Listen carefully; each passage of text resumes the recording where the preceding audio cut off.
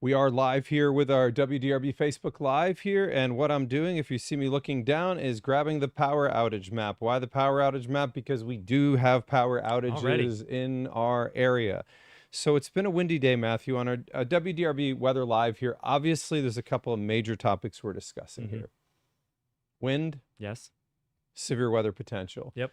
And this is, you know, you and I have worked together for a bit here. This is an interesting one. I think that the general public kind of wants binary answers, and I get it. Meaning, is there going to be severe weather? Not 6 risk categories, not a gazillion probabilities, not hatch marks on graphics, but am I going to see severe weather?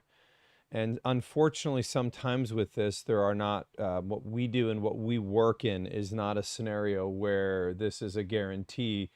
But this looks like a pretty good case to get severe weather. If you're west of I-65, it looks like a real good case. Where exactly it weakens, there's some complexity. There's now 2 competing lines out there, which means one's going to try to grab some of the fuel. What does that then do for the main line? So this is there's some challenges here, but I think that all in all, we both agree we've got to be weather aware here tonight. Absolutely. And obviously, we've already started off, like you said, we've got the power outages out there, which raises another level of concern for folks that can't charge their phones beforehand, can't watch TV. Yes. And they're not able to get those warnings.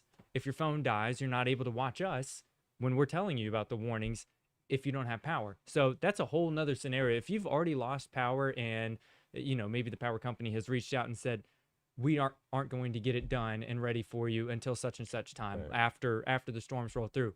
I'd say go find somewhere that you can charge up your phone, friend's house, something like that. If you want to stay at your place through this, but you're not going to have your phone charged for the whole thing, it's not a good scenario. No, I mean, and yeah, the power outages doesn't seem like it's ultra widespread. I mean, but we still have thousands without power.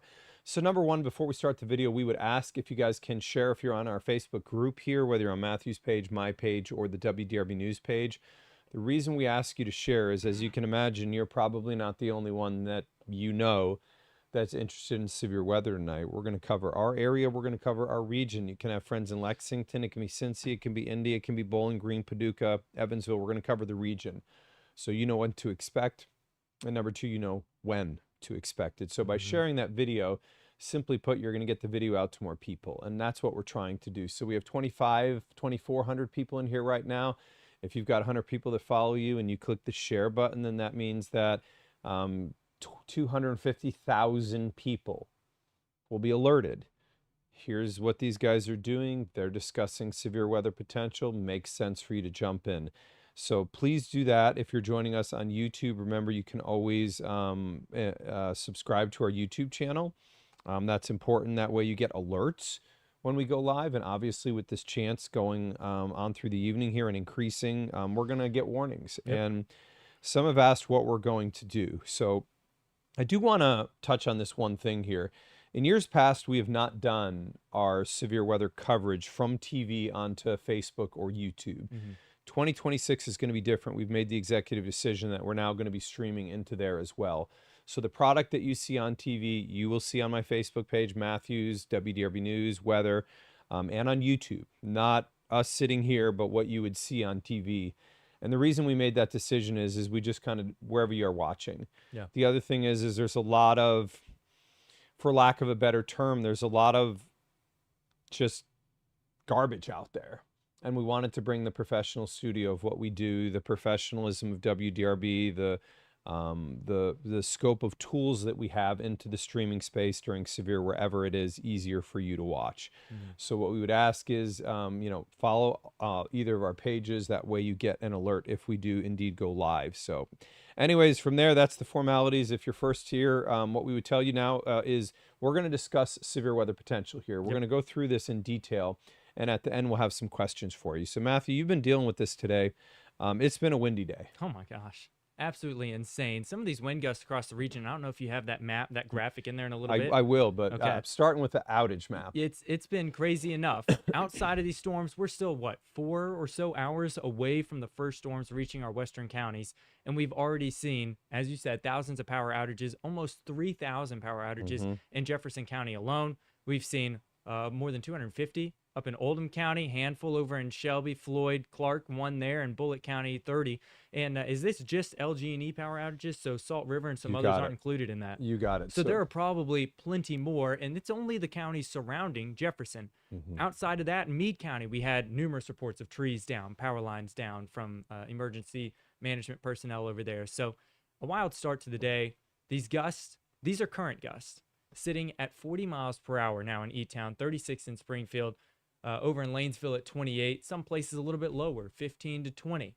But you get these brief, super strong gusts of wind. I was out there earlier today talking to a neighbor. Hat came right off after church today, just went flying across the road, and I had to go run after and get it. And so that's obviously the least of our concerns is your clothing and your apparel. But it speaks to the concept Absolutely. here. I mean, it just took it flying. And to your point, these are what the wind gusts have been around the region. Louisville's hit 47. Some ask me, Matthew, what's the criteria here for wind advisor versus high wind warning? High wind warning general is going to be for the 50 plus, the 55 plus. Yeah. Louisville's going to be close, as is Nashville. I mean, I wouldn't have actually had a problem if they went high wind warning. It's so borderline. Yeah. But we're close. We're close. And you could see around the region, even 60. In Wichita. That is big time wind. And we'll come back Yeah. to this, but it at least speaks to this concept. Yes. Do we have wind energy? I mean, it's not Every even bit a of it. maybe. Yep. So this is the current risk map. Would I make any changes to this based on the current data? Somebody asked me, Mark, do you think that this is a moderate? My answer is I do not think that this meets the level of what it would require, in my professional opinion, to go into a moderate risk of severe weather. So I don't think we reached that point. But that said, is enhanced appropriate in this? Enhanced is appropriate, and partially because this is what we call a multi-tiered threat. And what that means is you can see damaging winds and you can get brief tornadoes in this scenario. And this kind of a QLCS, which is a big term. You see that gnat flying around? I'm going to get you, buddy. But you when you have a scenario here where you get this QLCS, which is a line of thunderstorms. Yeah. Quasi-linear convective system. And it's like, what is that? Well, if you look at radar, it'll look like a line. It'll have some breaks. That's simple. Yep. And what those breaks mean is that you can get quick spins in there. And that's something that you and I are going to be doing this evening as we watch this. And we are going to have our face buried into radar. in radar looking at this, because each scan could tell us something new. And that's one of the unfortunate things, especially when it comes to QLCSs and tornadoes embedded inside them. He talks about each scan producing something new. Oftentimes, even between scans, if we don't have it in sales mode, Yes. the fastest scans coming in, sometimes in between two scans, if there's 3 or 4 minutes, a tornado can touch down, lift up, and we didn't even see it. And so that's the thing that we will be heavily watching for here this evening, is trying to get through that now. Does the Weather Service have tools to avoid this from happening? And the answer is absolutely. There are different radar modes, and they will be using the mode called Sails, which Matthew alluded to. Sails is, let's stop looking at the super high levels. Let's focus only on the low, and that is where tornadoes occur, in the boundary layer in the lowest part of the atmosphere. Matthew, we don't have any watches yet for our area, but they're not far. No, until 11 o'clock this evening, you see those watches just west of our region, literally only a couple of counties over. They've got that tornado watch in effect already. And storms they've got some showers in that closest watch to us, but the actual line of storms is still outside of that watch. And that watch does include the verbiage, potential for a couple of intense tornadoes. Yes, EF2 plus. So that is important to note. From here, what I'm going to show you is the tornado probabilities. And the tornado probabilities for the region. Storms Prediction Center has the highest probability to the west. That's the 10%. Right. I think that part of this is simply because it's closer to where the storms will be during peak heating. Yes. And then second, there's going to be a little more fuel here, where you'll see that in the dew points. And a lot of times what happens is, as the storm cluster approaches, it pinches off the fuel on the northern side. We're on the northern side, and what exactly that does is what we're going to talk about. But for most of our area, it's a 5%. Now, we're going to cover something here. You probably see hatch lines on there. 2026, the Storms Prediction Center changed the rules of engagement with the hatched. Mm. Prior to this, it meant a 10% chance or greater of an EF2 plus tornado. In 2026, they have now changed into SIG 1, SIG 2, SIG 3. So this is a SIG 1 scenario, correct? This is the SIG 2 is the straight hatched. I think if we were to go to SPC, Check, because they have Yes. a dashed, a straight hatched, and then a double hatched. there you go. So yeah, they got the they so don't- it may they don't. Okay, so this is I think it may have been inputted into the system. well, there is no choice in Okay. our weather Oh, you're systems right. So, yet. okay. So there's only one. Okay. Okay, so this is SIG, SIG 1 1. that you're seeing there. A lot have complained now and said this looks like they're spamming, and they're literally throwing it everywhere. And quite frankly, I can't disagree with you. It does. I'll show you just so you get the concept. They literally have the whole thing in the SIG Even the 1. lowest risk for tornadoes as well. Yeah. All the way down to the Gulf Coast, west of us, all the way up to the Great Lakes, all the way into the Carolinas. They literally have spammed the entire area with the significant 1 category. I think it was an absolutely monumental, boneheaded decision. Personally, I would not have done it. I think that we're hearing a lot of confusion. I could understand the concept of SIG. Let's just say Meaning significant. there could be EF2 plus. Yeah. And then let's just have, instead of, so we'll call one SIG, and then we'll call one intense or violent. And I would think that would have made some sense. Yes. But to do 3 of these where now you're spamming the whole thing, I just think that this is creating mass confusion. And I'm hearing a lot of it on my pages. So what this means, and I don't know if you look through the actual probabilities, I spent some time on this. If you look at historically speaking, let's do EF4 plus. Okay. Going from SIG 1 to SIG 2 to SIG 3, the probability goes up about 1 or 2%. One would say, why delineate for 1 or 2%? So anyways, that's what those lines mean. And these are again, you can see the spammed SIG there. But we have a 30% for Louisville, Seymour, Madison, Carrollton, through around Simpsonville, Bardstown, E-Town, Campbellsville. And Matthew, we've got that higher probability in our western counties, and that is no small chance. That's No. a big boy. Absolutely. And yesterday we were talking about how the Storm Prediction Center just barely had it right on the edge of some of our western counties, over there in Orange, down into Perry, down into or Crawford, down into Breckenridge. It was just right on the edge of them. Now it encompasses almost all of those counties entirely. You go into Meade County, most of Grayson County as well. So they've expanded it further to the east, meaning that there's even higher confidence as the storms are initially rolling in that they could have 70 to 75 mile per hour gusts there.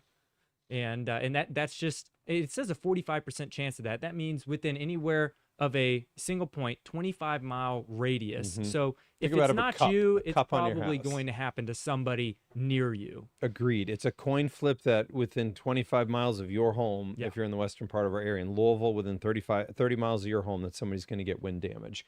And So- also, I do want to bring up, if you have a second to go back to the Absolutely. tornado one, Yeah. they actually had that risk, the 10% in the yellow, moved right up to the to Grayson, the western edge yesterday. It advanced had a it. corner, so they actually brought it back further west. So they Got have it. decreased that threat for tornadoes and even in part of our western counties. Just to say, I mean, again, everybody's still underneath at least a 5. So And these are the quick spins. I mean, they Yes. obviously are not throwing 100% or a 50% or a 40% on the tornado risk. You really need to understand and process that for what it is. If they thought this was a guaranteed chance of tornadoes, if we thought it, we would telling you 5 is not adequate. What we're going to tell you is 5 is adequate for the scenario, which covers quick spin tornadoes. Wind advisory for most of the area. You know it's windy. We won't spend massive time on this. High wind warning for Lawrence, Jackson, Jennings, and That then one- for Carroll County. yeah, the southern Indiana ones, Lawrence, Jackson, Jennings, that expires at 8 o'clock this evening. Okay. Carroll County's goes until 8 a.m. tomorrow, Good but it just information. switches over to a wind advisory, so they downgrade it after 8 o'clock in southern Because Indiana. the sun has set, atmosphere Yeah. cools a little. All right, so let me show you some of the challenges here. You can see there's an area of thunderstorms that's developed ahead. Mount Vernon. Now, Matthew, what's going to happen is there is going to be a period where that back line, which is very intense, is going to be producing severe. that front line will get ahead of it and may hurt some of the fuel. Eventually, because the back line is going to get very severe, it's going to race. It'll overtake that second line, and then that would become the main show of everything. But in our western counties, there may be some showers and thunderstorms prior to the main line. I don't think that's the show. Yeah.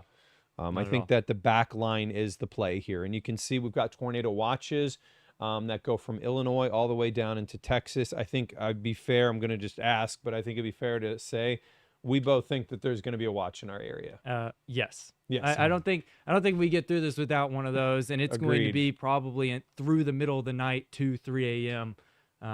Is like the extent I think that watch would be out for. That gnat is still here. I know it is bugging you literally. Oh, I see what you did there. 75 Louisville, dew point 50. South winds 25 miles an hour. So my friend, we knew this. The dew points would be low. This is one of the really complex parts. Matthew, if these dew points are 65, we've got a hellacious line. It would be a slam dunk. Everybody in our area, I'm going to say if it was 65, 80% of our area would go under a warning. Yeah. And we would have a lot of tornado warnings as well. But we knew this. We talked about it on Friday. I saw you Thursday and Friday, and we knew the dew points would be low. And so this then becomes a scenario where you know there's wind energy. I mean, you've seen 50-mile-an-hour wind gusts in our area. We know that it's warm. We know we've got the warmth, but we know we've got this massive front. You can, if you didn't see it drawn on the last map by the line of storms, you can see it drawn on this map by the temperature change. And we have this scenario where we've got tons of wind energy, we've got warm temperatures, but we know that the dew points are low. And I'll tell you, when those winds, and you look at this, they are southeast at the surface. It's not that it's hugely southeast. Right. But we're getting about 30 degrees a turn as we go upward in the atmosphere. And that turn, Matthew, gives the atmosphere a little rotation, which then those thunderstorms can come along, work with that little rotation. It can spin them, and it can drop tornadoes. Yeah. So it becomes a question of what is enough fuel, because those dew points near 60 are not going to get here. There's no chance they're coming into Louisville, into most of our area. 55, 58, I think would probably be max, and that even may be generous. Yeah. So I'm going to show you a couple of different graphics here. We're going to go through what we call the wind energy. This is a mile above the ground. Why do these winds matter? Because the storms can sample these. So the storms then can get in there and work with these winds. And if those winds are strong, they can allow severe. If they're turning in the atmosphere, they can cause tornadoes. So our time of interest is mid-evening. Number one, we can see there's a little turning in the low levels. There's not a massive amount. So we're not talking about going from southeast to southwest where those winds just rip. Right. So that's important here. They move, but they don't rip a massive amount. That move does allow storms to function sometimes in less fuel.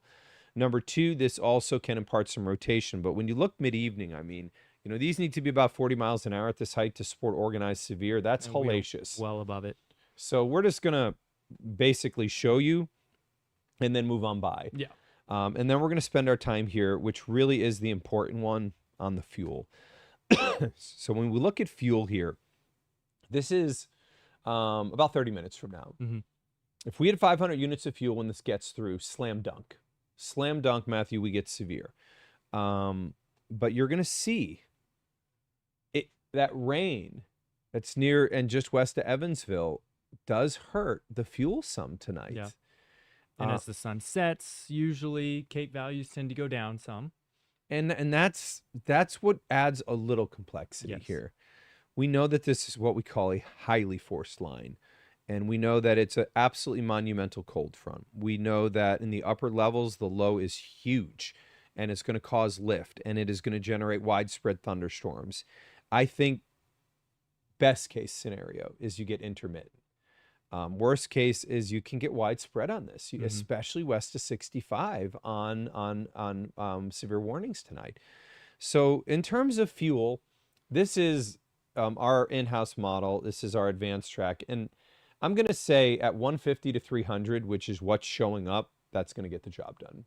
I think we're going to get a lot of warnings. I Mhm. mean, your take? Severe thunderstorm warnings, absolutely. Tornado warnings, I think that it is one of the limiting factors when you don't have a lot of fuel and you don't have the high dew points, which Mhm. also caters to the fuel situation. But you may have noticed that, again, we're looking at a couple different models here, so they're not perfect on their exact timing.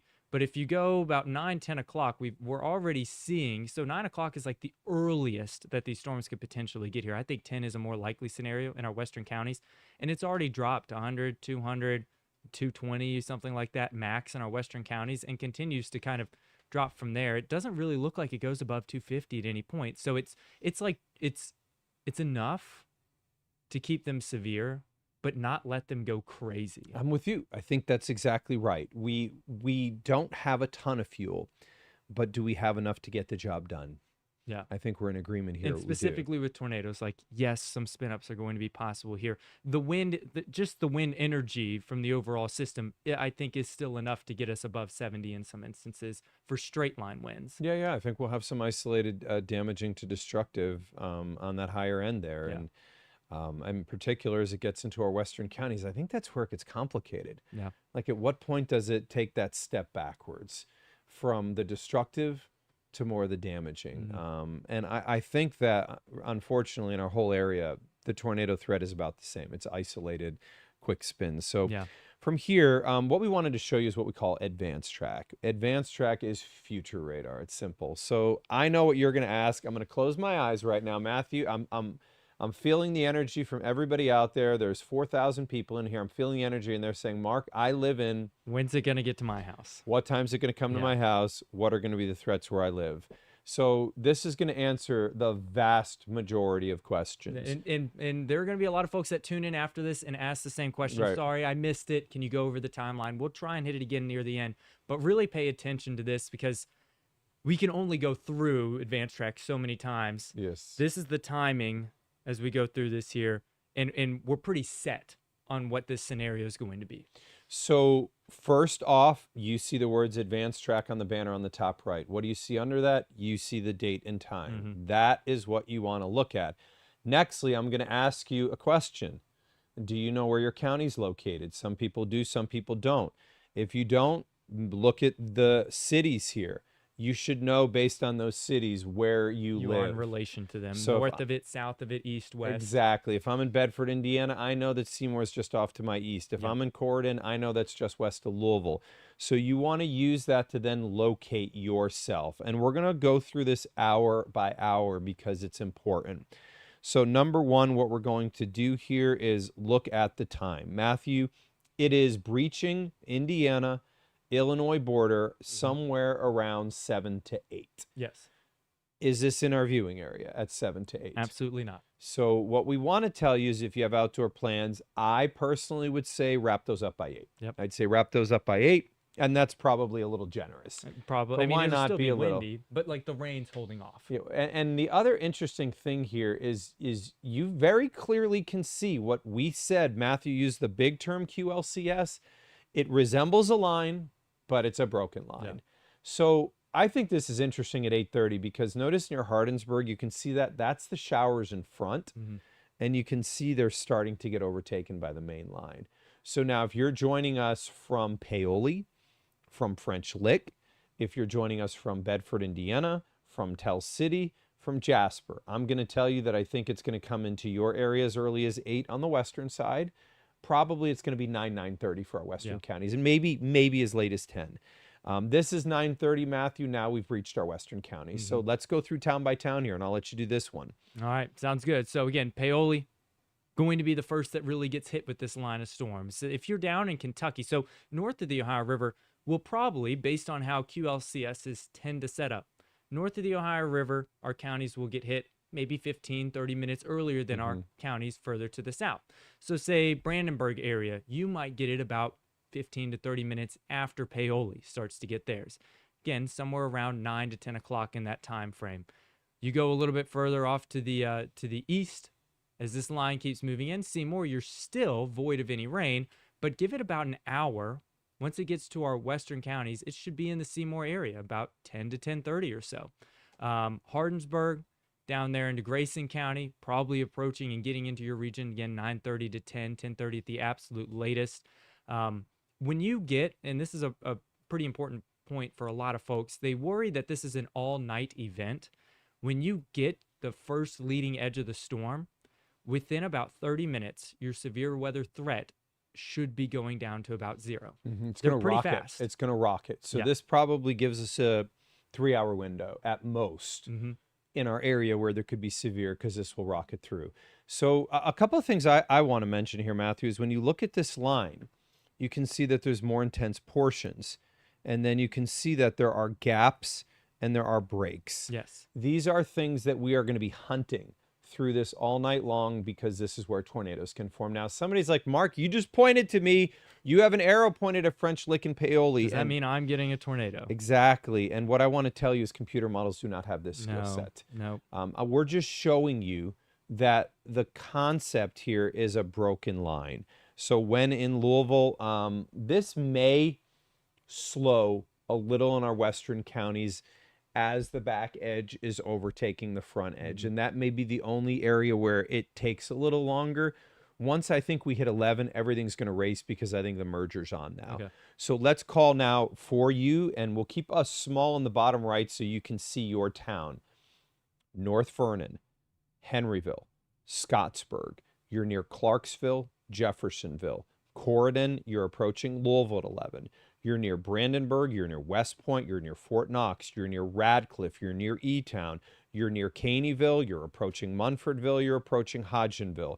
That takes us through the 11 o'clock time frame. If I mentioned a town around you or your town, you then just got the answer. What does that mean for your area? Damaging winds will be the primary threat. Mm-hmm. Some tornadoes can occur. Could I tell you the town? I cannot right now. Matthew, I'll let you take it from here. This is then midnight. Now we've breached and moved further east. All right, so now this is crossing and already across the I-65 corridor, especially if you're north of 64. So Madison folks, those in Oldham County, let's go over there. Shelbyville, Simpsonville, it's approaching your area just after midnight to about 12:30, maybe 1 a.m. at the absolute latest. A little bit further south for our friends in Greene, Taylor, it's really just getting on your doorstep there. Campbellsville, it takes a little bit longer for it to get to you. Let's go over in Hart County as well. It should really be there right around midnight. Of course, I think Hart County, that's going to be Central Time, so 11 o'clock.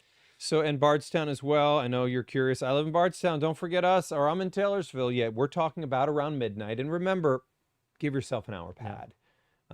Could it end up being an hour quicker? Sure. Could it end up being an hour slower? Probably not. I think the hour quicker would be possible. And I'll take the last one here. This is advanced track showing around 1 a.m. It's breached.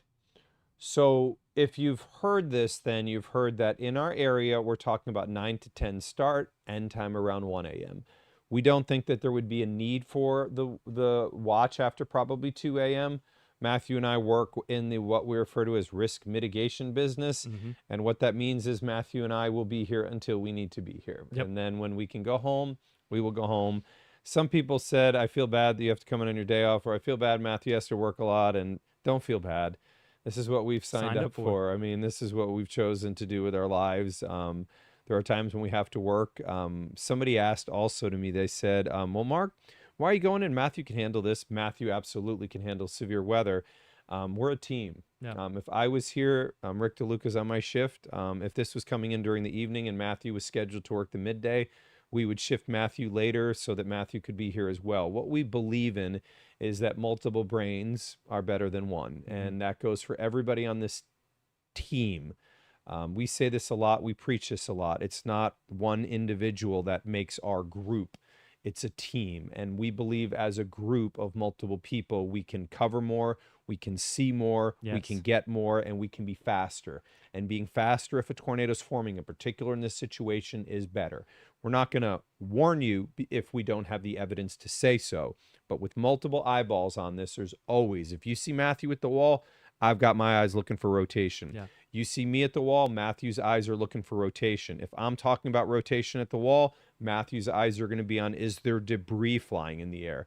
And these are going to be things where if we need to tell you there's a tornado warning, if we need to verbiage an escalation, we believe there could be a tornado occurring, or we factually believe a tornado is occurring, These are things that we will have multiple eyes looking at. And just for what it's worth, Rick is what we call double standby.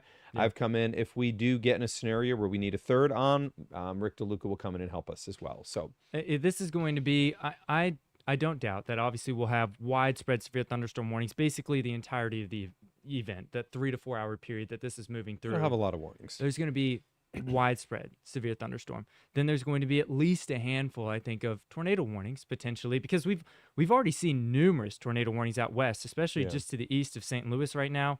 There's a little bit of a break and then goes down into southern Missouri. Red box, red box, red box, tornado warning, tornado warning, tornado warning. But there's a lot of little bitty notches in the line. That's what when we say we need an extra pair of eyes sometimes, it can be hard to catch every single notch, especially when you're up on the green screen and you've got the bright lights in your eyes. But when someone else is at the desk and they're able to dig into that radar analysis a little bit deeper there, you can see more of those little bitty hooks than what we can sometimes even see up there on the green screen. So it's exceptionally helpful to have a second pair of hands, second pair of eyes on the situation. And just because there's a notch and just because there's a warning, Exactly, I was going to say it, doesn't mean that for sure it's going to touch down, it's on the ground for a long time and that sort of thing. But I do think that each one that has been warned right now, that I'm looking out to the west, is warranted. And we're going to see that when we look. You'll notice tonight when we show you the wind field, you'll see little where there's notches or where it looks like a crest in a wave. Yeah. And in those areas, those are the things that we will watch. This is not something that's new to this area. Nope. QLCSs are the classic and the norm here. So let's go back through the severe weather risk. And if you have questions and you want to see advanced track again, what I'm going to do at the end here, I'm probably going to leave advanced track up in double box when we do into the Q&A. Just so you know, this is one of the tools that we have at WDRB that we will be showing during our streams. And you can see, we can talk to you on the bottom right. We can show you our cameras. Let's say the storms are approaching Cord and you want to see Cord and you can see it. We did this. Remember when Seymour was hit? Yeah. And it is had high. That peak gust of 80. It was 82, right? 82. Something like that, yeah. But that is on the top of a building. So when we saw that, this is where the cameras come in valuable. We zoomed the camera around. We did a 360 because we knew if an 82-mile-an-hour wind occurred at the ground, there'd be power outages. And we saw the lights on. Yeah, and so it was like, well, maybe 82 on top of the parking garage, but at the surface, probably lower. So we are under an enhanced risk of severe weather for most of the area. On a recap, it goes through Madison, through Frankfort, and I'm just going to call out towns here again just for thoroughness because we get a lot of these questions. The enhanced includes North Vernon, Seymour. It includes Bedford, French Lick, Paoli. This goes south through English. This goes east then Accordon. Salem's included, Scottsburg, Henryville, Clarksville, Jeffersonville. This includes you in the Madison area. We cross to the other side of the river, Carrollton, Bedford, Kentucky, Eminence, Newcastle, Jericho. You are on the verge in Eminence and Newcastle. In Simpsonville and Shelbyville, you are in the enhanced. Waddy, Peytona's in the slight. You're in the enhanced in Louisville. You're in the enhanced in Taylorsville, in Bardstown, Shepherdsville, Mount Washington. We go west into Brandenburg, Irvington, Hardinsburg. You're in that enhanced risk of severe weather in Litchfield, in Caneyville, in E-Town, Fort Knox, West Point. You're in it in Munfordville, Horse Cave. You're in this in Greensburg. You're in this in Campbellsville, Columbia, and Springfield. And then you move over in Frankfort and in Lawrenceburg into the slight. So I wanted to, again, because I know the questions that will come, let's be thorough and let's try to get in front of a lot of those. Matthew, I'll let you do some of the same here. The 30% basically covers the enhanced area. Yeah. But this does have a higher probability in here for that 45, and let's go through that one more time. Absolutely. So again, for the folks that are in the purple area here on our western counties, so that's the far southern edge of Lawrence, up there in northern Indiana, down through Orange County, Crawford, western edge of Meade County, basically all of Breckenridge, Hardinsburg area, and the western half of Grayson County. If you live in those regions, that's going to be a spot that has the highest chance for 70 to maybe 75 mile per hour gust. That is far more than the 50 to 55 that you've had today.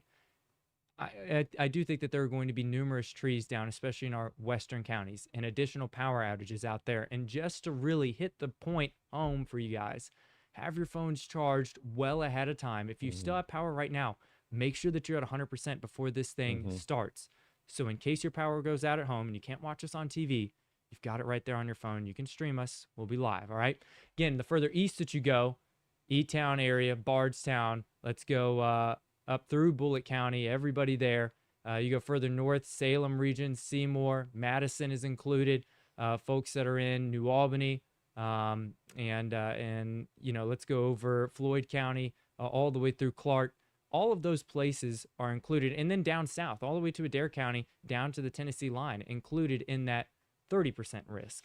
And again, for probably 60 to 70, can't rule out 75, but 60 to 70 is more likely in that scenario. Further west you go, the greater the chance is of getting a tornado, the greater the chance is of getting the higher wind gusts. Yeah. Remember, 58's the threshold, so if you see 60, we go with warnings. Lastly, I'm going to cover this one here, and this is pretty easy because I can tell you that if you can hear me, virtually every one of you are in the 5% tornado risk. The only one that would not be is a far eastern Carroll County. Actually, Carroll's in far eastern Jefferson. So Jefferson County, Indiana, the far eastern side would be the only one. Is that? No, yeah, we've got an added one on there. So there is an extra county there. I'm going to have to remove that. I meant to tell you that. I saw it yesterday. And I was like, uh-oh. There's an extra county. Yeah. I don't know who got added. So then let's just everybody is under 5%. Let's fix it. Everybody's under the 5%. Yeah. What does the dashed line mean?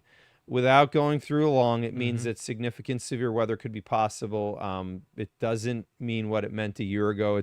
It's unfortunately become quite complex and confusing to a lot of people, but nonetheless, the further west you go, in my 2 cents, the better the chance you have of seeing more significant severe. So from here, our videos are a very interactive thing and that we can do here. I think this is really why they've become so popular.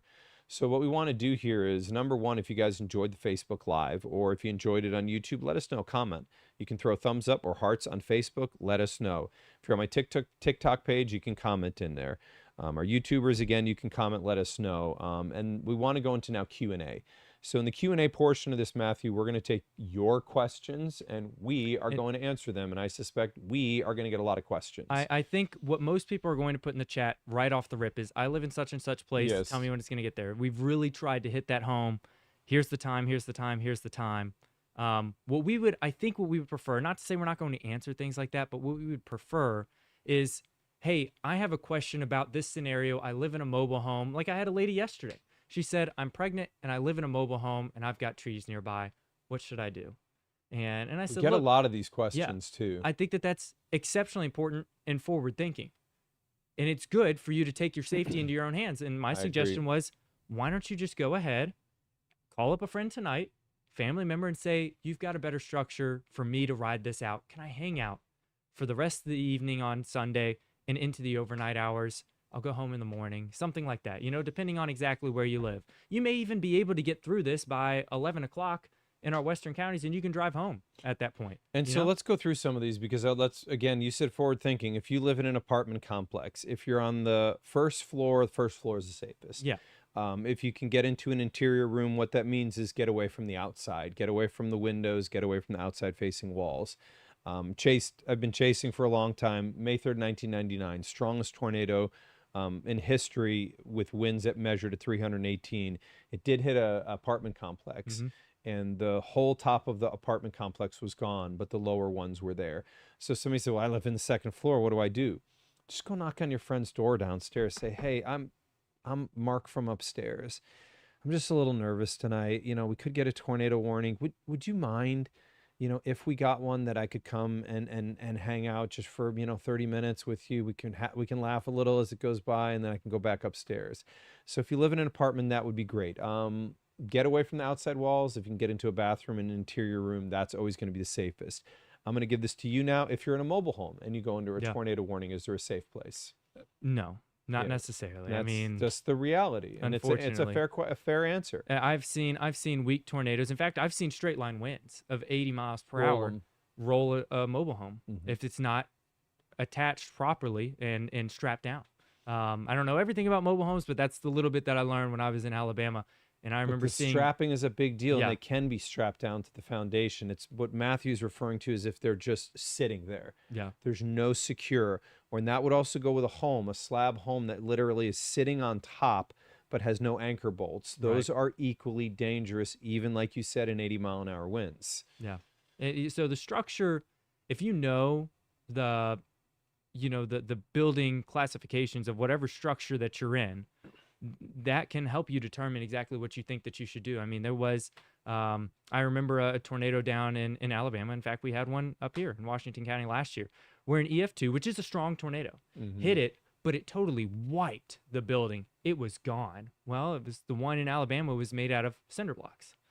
It's totally Those different are than a so regular brick house. A brick house, a regular one, would have made it through with some pretty decent roof damage, busted out windows, but the walls would have all been standing with that type of tornado. So that would then mean if you're in a mobile home, you either have a safe place in the mobile home park or you reach Right, out to storm friends and shelter family. sometimes, or move And before the storms get here. So if you go underneath a tornado warning with this type of line of storms with 70-mile-per-hour winds possible, that's not a scenario where I would say, hey, you've got 5 minutes, go ahead and jog or drive over somewhere else. Personally, I wouldn't. If we had a long fuse warning where you had 30 minutes before it got to because a they're mobile home moving park, fast. yeah, then I would say, hey, you've got time to leave. But I wouldn't But tell a we'll lot of get people. when we're on air, Yeah, if there's a tornado warning and we feel you have ample time to move, we'll mention it. We also believe that these are going to be shorter fuse warnings, yeah, meaning they're not going to last for a while because the spin ups can occur so quickly. Lastly, I'll address if you have a house. I'm going to use the Henryville tornado, the Pekin, Chelsea, Marysville, Henryville tornado, Borden of 2012, March 2nd. So I was in Henryville. As we know, Henryville was hit with some of the strongest winds. It was about 175-mile-an-hour winds. And if you know that area, there are many houses that are decently built. There are also some that are not built as well. And what we saw on that particular one is that there were homes where all of the outside walls were trashed, but the interior closet or bathroom, all four walls were yeah, there. And I say this a lot, but for the people, a lot of people get anxiety when we have weather. I just mentioned what was an EF4, and the interior rooms were still standing. So understand that when you make good decisions, even when they're the stronger events, you still have a very high probability of survival. Yep. Very high. I'll tell you, this is an interesting one. I don't know if I ever told you this story. May 3rd, 1999, Moore, Oklahoma gets hit by an EF5. The one I mentioned, arguably the strongest tornado in history. This one in Bridge Creek, Oklahoma, not only took every structure, it took a foot of topsoil as well. Insane It to debarked think about. every tree. It killed 43 people. Not a single person under the age of 18 died. And people ask me, how is that possible? It's possible because the younger generation generally has been educated and makes better decisions. Parents are generally going to make sure the younger generation chooses and makes wise decisions. It's unfortunate, but our generation hears tornado warning, and what they do is Let me they see. look outside and they grab their camera. Hey, I'm going to take a selfie with the tornado. Yeah, so that's a bad idea, but let's not be the guy that does that. Let's be the person that takes the warnings. Look, I appreciate it. I do this for a living. I don't want to see anything bad happen to you. Yeah. It's we think that we'll get a couple tornado warnings. We think that damaging winds will be the most widespread. The hope is that without a lot of leaves on the trees that we won't get mass power outages, but we've already had some power outages and more could be possible. So these are going to be things that we have to watch. Just, I'll just put it simply and bluntly. Make good decisions tonight. Yeah. Make good decisions. You hit on something earlier, and I did want to talk about this, so I'm glad you brought it up. People with storm anxiety. This is not a high-end event for us today. I know that sometimes with any chance of severe weather, if you've gone through something before, it just kicks for you every time. And you're like, oh man, this is going to be another one of those that I went through last time and it was really bad. It doesn't happen like that every time. And even if there's widespread severe weather potential, sometimes it doesn't get you. For the people with anxiety over this situation, again, I would suggest if you don't feel comfortable where you live, the best thing you can do is just go ahead and make that decision now that I'm not Mm-hmm. comfortable here. Let me make that phone call so my anxiety levels can be down rather than elevated for the entire night. Especially again for those that are living inside of mobile home parks and in structures that aren't quite as sturdy as especially a brick house. So if you've got anxiety about the situation, we're here for you the entire time. We're going to be talking with you guys through this event, but it's better to be prepared ahead of time rather than you get Mm-hmm. to the point where, oh man, now I'm under a warning. What do I do? If you had made that decision beforehand, you already got yourself to that safer place, your anxiety levels are going to be lower. Mm-hmm. So, but I know that storm anxiety is a very, very real thing Very real for a lot thing. of folks, especially if you've gone through something rough before. So what we want to do here is we want to open this up to some Q&A here. Somebody asked about our weather app not showing warnings on there. Interesting. In transparency, we don't have actually in-house choice. Mm-hmm. When it comes to our weather app, we have a developer that makes adjustments. And I will say that most, if not all, use a very similar program. How to overlay the warnings on there. While you were talking, I was trying to see if I can overlay warnings on there real quick so that they can show where the radar's on. And I'm just kind of going through to see what options I have available for this. What I use and Matthew uses, if you ever look at us, we use WeatherScope. It's the gold standard Yeah. for radar weather apps. It's also not A as radar scope, yeah. easy to use as your generic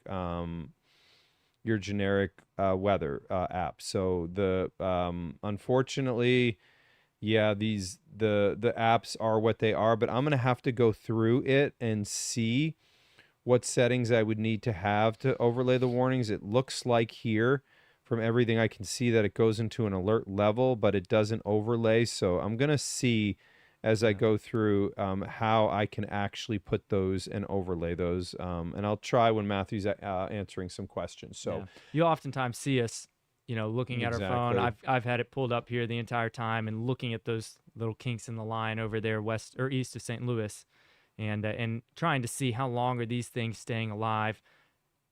Are they on the ground? Do I see debris balls? Things like that. So, and that just gives me updated information on as it's progressing. Is it weakening? Is it strengthening? Is it holding together?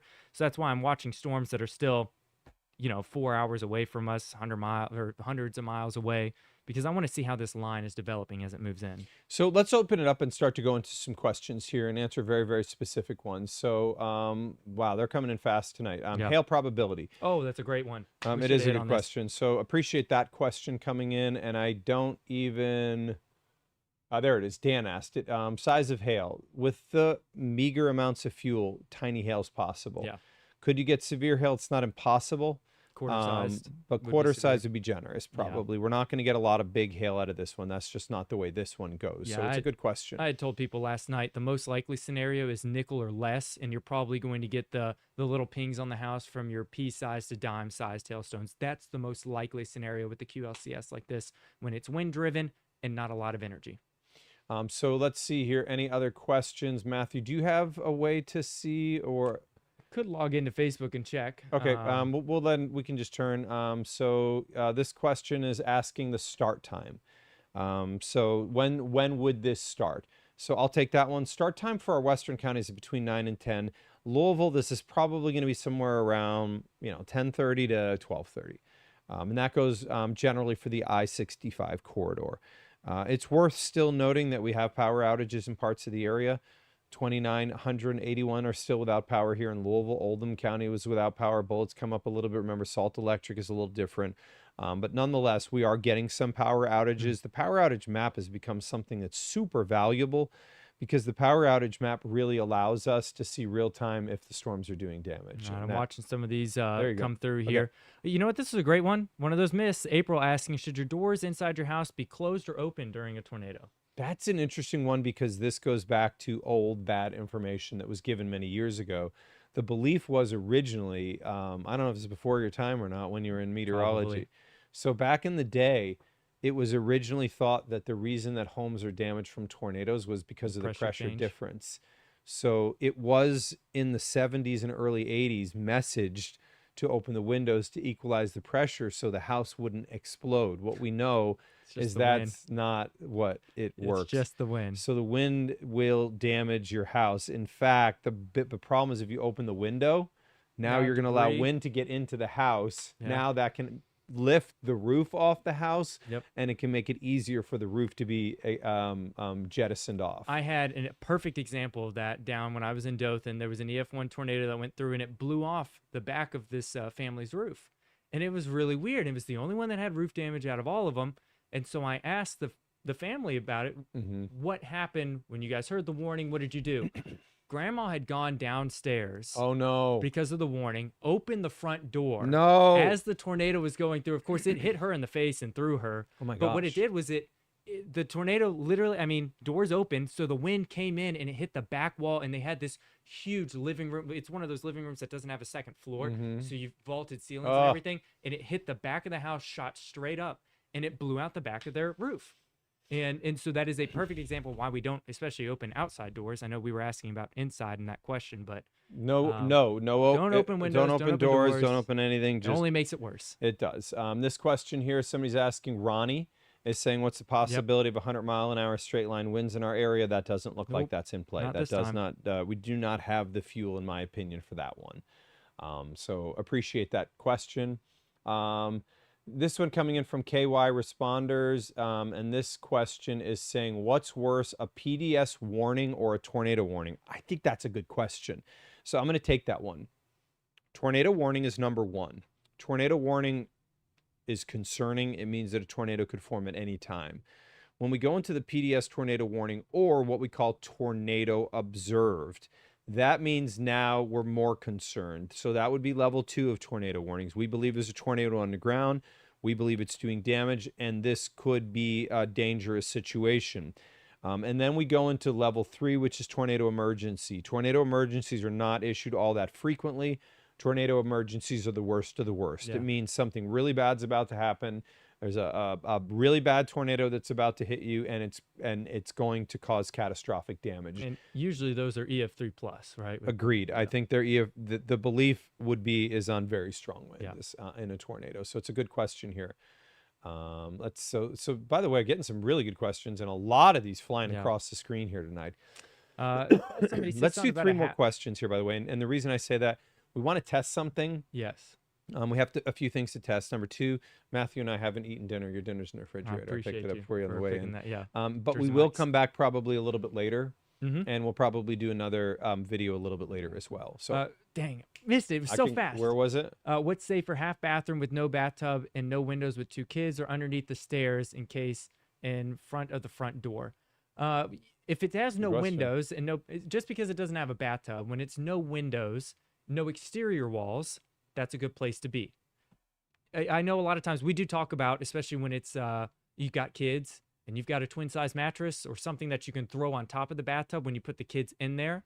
So again, kids first, mattress on top, especially if it is a particularly dangerous situation. When you know a tornado's on the ground, that is a really good way to keep the kids safe. But just because you don't have a bathtub doesn't mean that bathroom's not worthwhile. I also suggest when I do school talks and kids say, well, my bathroom has an exterior wall. And I ask them, well, do you have a second floor to your house? They say yes.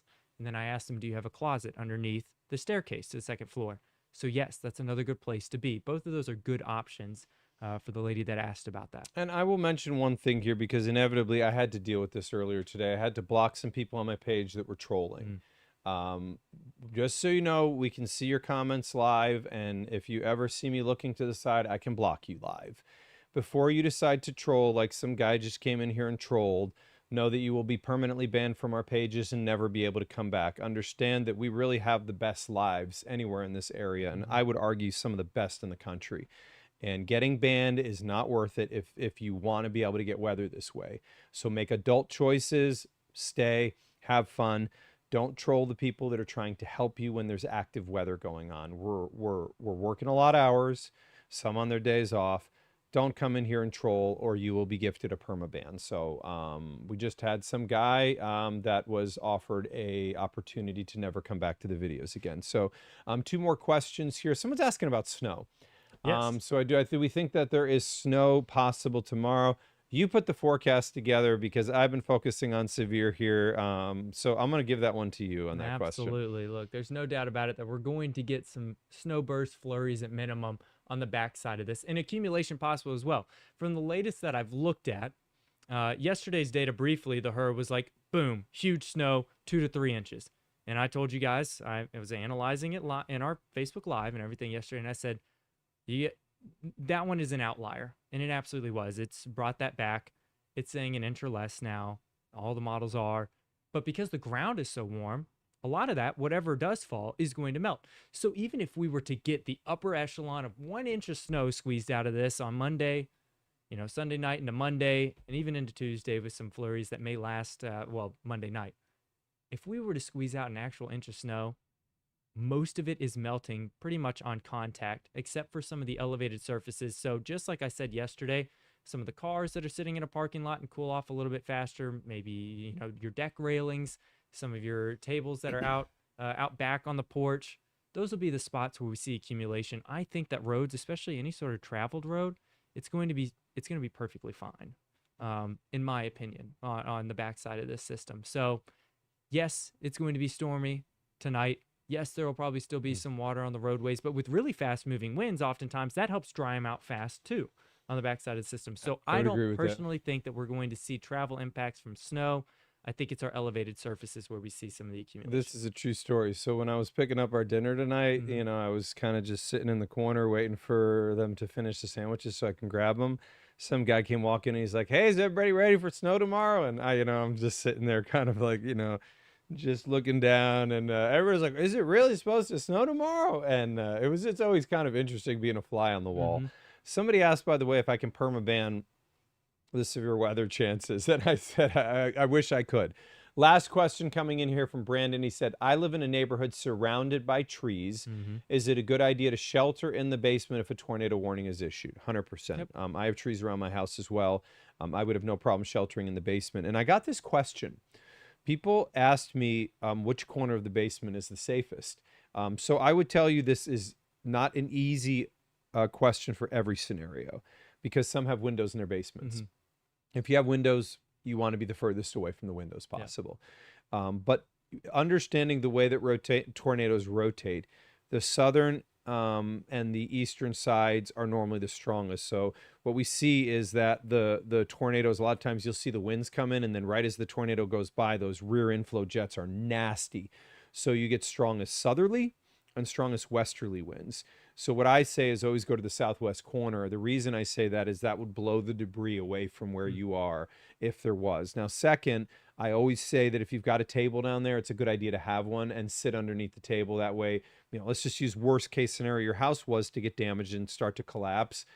Some of that debris would obviously not be able to get down there because of the concrete walls of the basement, but they can hit the table instead of you. Yeah. So it's not always a one size fits all on that one. And again, we're talking about basements here. And so in order for a tornado to actually rip the floor off of your house and impact the basement, it's usually going to have to be really, really, really strong, like really strong. Right. So I don't think that that's the scenario that we have here where it's like any Agreed. part except for, basement windows, or you've got a walkout basement. That's going to be one of those where it's like, all right, let's get away from the window, the walkout door, things like that. I will say, and I had somebody actually tell me this the other day, they went over to a friend's house to take shelter in a storm because the friend had a basement. And it was an exceptionally strong tornado.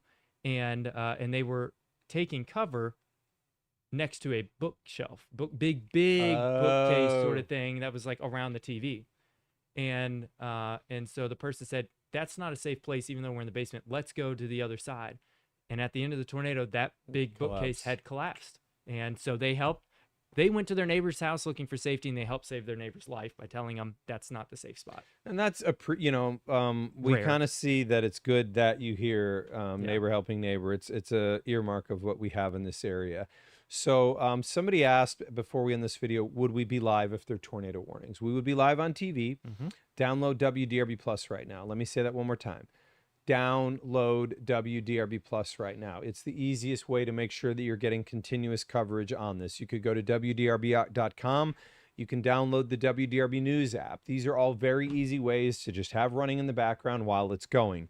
Now, some have also asked, will we be on Facebook? And that's part of the reason we're going to end the video now, is we are going to this year try to be live on all of our Facebook channels and also on YouTube during if we got a tornado warning.